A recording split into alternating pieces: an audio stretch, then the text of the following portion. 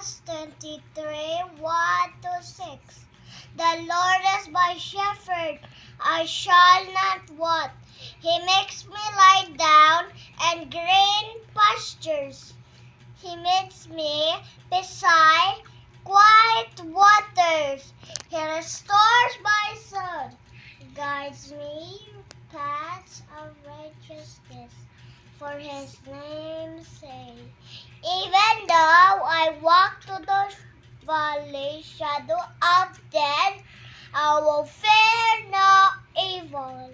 For you are with me, and your rod and your staff, they comfort me. You have prepared a table for me in the in the presence presence of of my my enemies.